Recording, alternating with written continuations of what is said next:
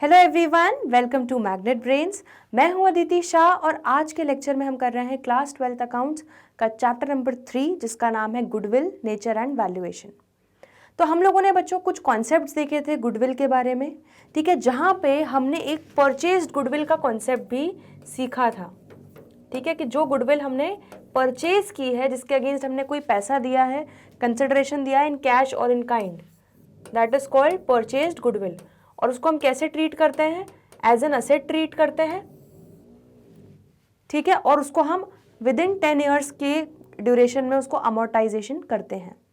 चलिए, तो purchase goodwill का एक हम इलस्ट्रेशन देखने जा रहे हैं, इलस्ट्रेशन नंबर 1। बट वो इलस्ट्रेशन नंबर 1 देखने से पहले एक छोटी सी बात आपको बतानी थी। तो एग्जाम्पल एक लेके चलते हैं। जैसे एक फर्म है हमारी ए, ठीक है, और ये है हमारी फर्म बी। तो जो अब ए फर्म है बच्चों, ये बी फर्म को क्या कर रही है? ये सपोज अक्वायर कर रही है, ठीक है। तो ए अक्वायर्स बी। तो बी के जो भी असेट्स होंगे, जो भी लाइबिलिटीज होंगी, सब कुछ अब क्या हो जाएगा? ए का हो जाएगा, ठीक है। तो बी के असेट्स, जितने भी असेट्स होंगे, बी की जो भी लाइबिलिटीज होंगी, अब वो सब किसकी हो जाएंगी? ए की हो जाएंगी, ठीक है। तो अब सपोज करो बी के टोटल असेट्स थे कितने? सपोज 10 लाख के। तो बी जो कंपनी थी उसके 10 लाख के असेट्स थे, ठीक है, और उसकी लाइबिलिटीज जो थी वो कितने की थी? 6 लाख की।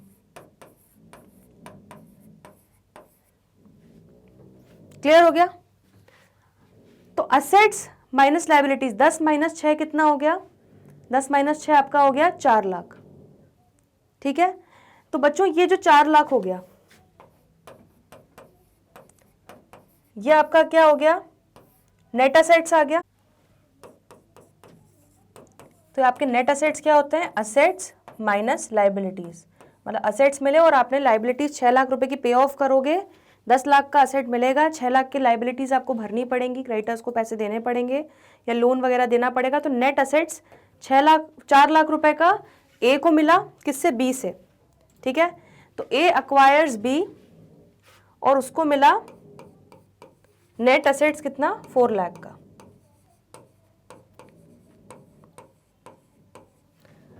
और इस 4 लाख के बदले ए ने बी को कितना पे किया? ए acquires B for ₹7 lakh.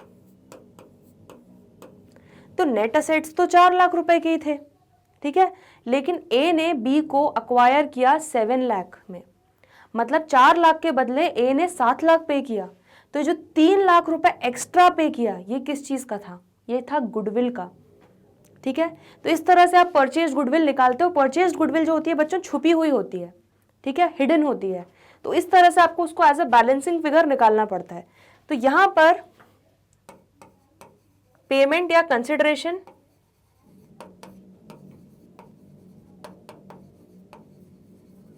Payment या कंसिडरेशन कितना हुआ? 7 लाख का, ठीक है। माइनस जब आप करोगे नेट असेट्स जो अक्वायर किए हैं,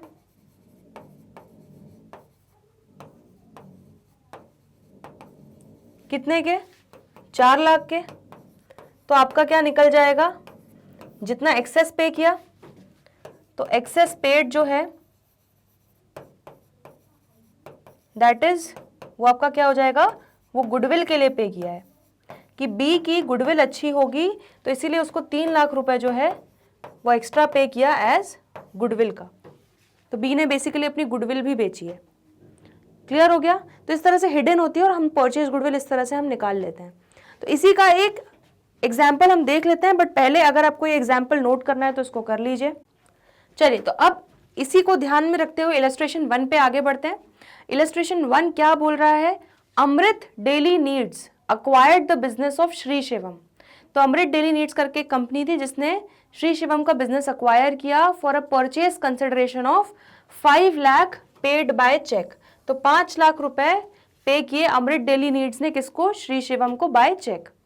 the assets acquired and liabilities taken over are, तो यहाँ पे आपको असेट्स भी बता दिए गए हैं, furniture 10,000, inventory 7.5 lakh, debtors 1.5 lakh, and liabilities बता दी गई कि क्रेडिटर्स थे 5,20,000 के, सैलरीज पेबल थी 75,000 एंड आउटस्टैंडिंग एक्सपेंसेस थे 15,000। हमें क्या करना है, हमें नेसेसरी जर्नल एंट्रीज पास करनी है।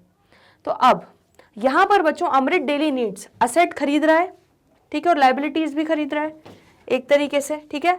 तो असेट जब खरीदेगा तो क्या होगा, डेबिट करेंगे सारे असेट्स को।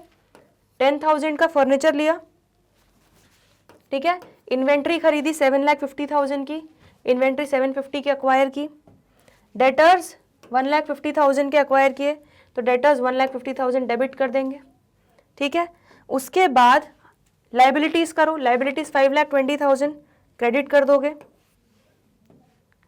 75,000 की सैलरी पेबल्स को क्रेडिट कर दोगे, तो सारी लाइबिलिटीज को आप क्रेडिट कर दोगे, ठीक है। आउटस्टैंडिंग एक्सपेंसेस को 15,000 को भी क्रेडिट कर दोगे, ठीक है। और आप किसको, श्री शिवम को क्या करोगे, 5 लाख रुपए देने बनते हैं, तो आपका जो श्री शिवम हो जाएगा 5 लाख रुपीज उसको आप क्रेडिट कर दोगे कि आपको उसको देने हैं, ठीक है। तो आपने श्री शिवम से असेट्स लिए, ये लाइबिलिटीज लिए, और 5 लाख उसका अमाउंट ड्यू हो गया, क्लियर है।